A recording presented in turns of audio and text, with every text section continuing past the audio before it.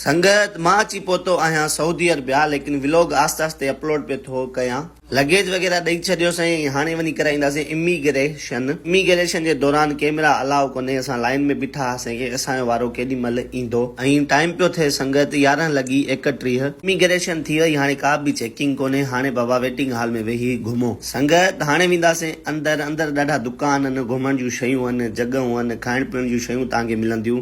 ऐं पंध ई पंध यको वॾो एयरपोर्ट आहे कराची वारो बि। ऐं मूंखे मिठाई वठणी आहे पंहिंजे दोस्तनि लाइ जेके सऊदी अरबिया में आहिनि। काफ़ी मिठाइयूं पयूं आहिनि एयरपोर्ट ते, तव्हां पाण ॾिसी था सघो। 1600 रुपया किलो आहे एयरपोर्ट जे अंदरि। हू घणे मिलंदो आहे कमेंट में ॿुधायो। थकिजी बि काफ़ी पिया आहियूं। अञा 4.5 कलाक जी फ्लाइट बि वठणी आहे सऊदी अरबिया लाइ। ऐं उन खां पोइ एयरपोर्ट ते हिकिड़ो फॉलोअर मिलियो मूंखे, जी तुंहिंजी वीडियोज़ मां ॾिसंदो आहियां। ॾाढी ख़ुशी थींदी आहे मूंखे कि असांजो सिंधी भाउ बि मतिलबु कुछ करे थो। ऐं उन असांखे मिठाई खाराई। 1.5 किलो मिठाई पार्सल कराए असां निकिरी पियासीं गेट नंबर 28 जी तरफ़।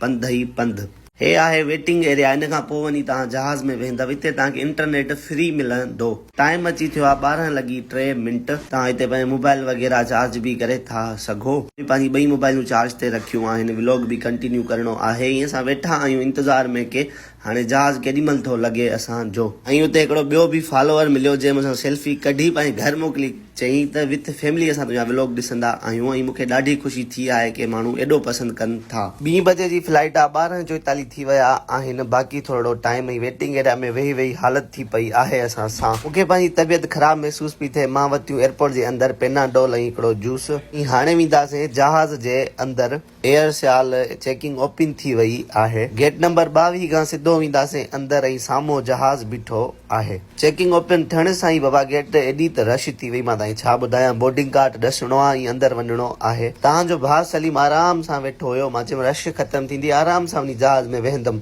जहाज़ आहे बस, थोरी आहे जो सीट न मिलंदी असांखे। सीट नंबर हुयो मुंहिंजो 22 बी, यानी विच में विंडो वारी सीट न मिलंदी।